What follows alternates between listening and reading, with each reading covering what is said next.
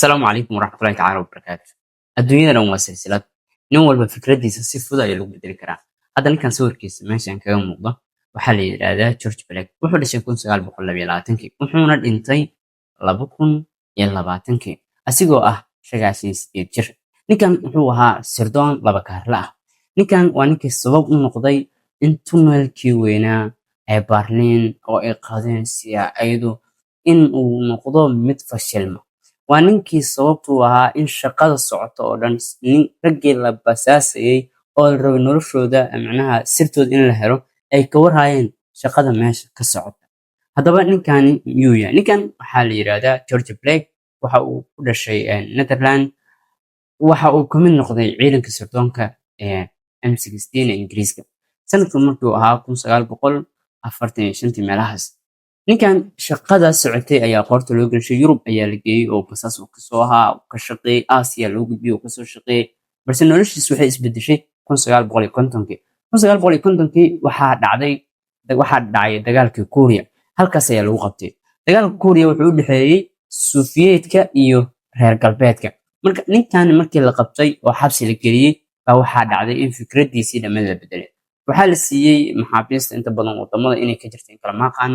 ninkan buug madhabkiisa dhan bedelay ayuu akhristay. buugga shuuciyada ayuu akhristay. waxaan rajeynayaa shuuciyada xilligaas Soomaaliya xoog ay ku haystay dowladii Siyaad Barre ayaaba ahayd. halkaas markay marayso ninkan wuu isbedelay. waxa uu toos ugu biiray oo codsaday inuu ku biiro KGB Ruushka. ninkan waxa uu arkay dalkii uu ka soo jeeday ee Ingiriiska inuu yahay mid dulminaya shacabka Kuuriya. waxa uu arkay bambooyinka iyo madaafiicda lagu garaacayo shacabkan. marka wuxuu yidhi anigii waaba isbedelo yiri hubka nuclear-ka oo dhan baan ka soo jeedaa weligan. noloshiisii oo dhan ninkan waxay isku bedeshay 360 digri ayuu hal mar wareegay. ninkan KGB waa ay qaadatay. KGB markay qaadatay waxaa la yidhi waxaa noqonaya laba kaarle, annagana waa noo shaqeynaya ayagana ku shaqeynaya. ninkan waxa uu sabab u noqday in tobaneeyo sirdoon oo reer galbeeda qaar la dilay qaar la qabtay adiga kumanaan feelna iyo qorshayaal waaweyn waa uu fashiliyay. oo macnaheedu wuxuu u arkay dalkii uu ka soo jeedo markii hore title-ka sirdoonnimada siiyay tababaray inay yihiin cadowga koowaad. wuxuu ku qancay shuuciyada. marka lagu leeyahay hebel automatically loo bedelay waa shaqadan oo kale. ninkan sanadkii 1961 ayaa la qabtay. waxaa qabteen M16.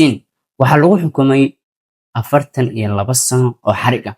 markii xukunkaasi la xukumayay dadka Ingiriiska joogay oo markii ugu horeeyay 42 sano qof lagu xukumo macnaha 42 sano markii ugu horeeyay qof lagu xukumo waayo xukunka ugu horeeyay waa cajiibsanaa waa. ninkan si fudud ayuu ku baxsaday 1966 waxa uu ka degay Ruushka. waa la soo dhaweeyay waliba si fiican oo sharaf leh loo soo dhaweeyay.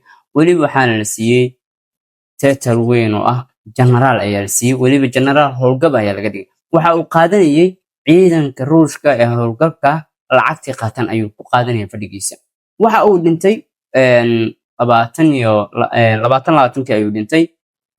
xagga Ruushka waxaa loo arkayay nin geesiya halyeey ah, balse reer galbeedku maxay u arkayeen iyo M16ka adiga waxay u arkayeen khiyaano la khiyaanay wadankiisa. sidaa darteed sirdoonku waa qaybta ugu muhiimsan nolosha bulshada. waa qaybta kaalinta weyn ka qaadata in wax walba isku bedelaan dhanka kale. haddii aad doonaysid inaad dal maamushid oo noqotid quwad jirta, waxaad u baahan tahay in ciidankaagu ay yeeshaan sirdoon dhab ah. ninkan markii hore waxa uu ka soo shaqaysan kuu sheegay Yurubta. shaqooyin fiican ayuu soo qabtay. nin fiican ayuu ahaa, balse diblomaasiyiin uu asigu ku jiray oo macnaha diblomaasiyiin ahaan loo qabtay oo lagu qabtay dagaalkii Kuuriya 1950 baa waxay keentay in 360 digri uu wareego. 1953 ayuu xabsiga ka soo baxay oo la soo daayay. marka muxuu soo baxay? maxaase la soo daayay? asigoo fikirkiisii iyo madhabkiisii la bedelay. waxaan rajeynayaa muuqaalkan aan ka faa'iiday. fadlan ka mid noqo walaalaha halkan aan ku midownay. wabilaahi tawfiiq.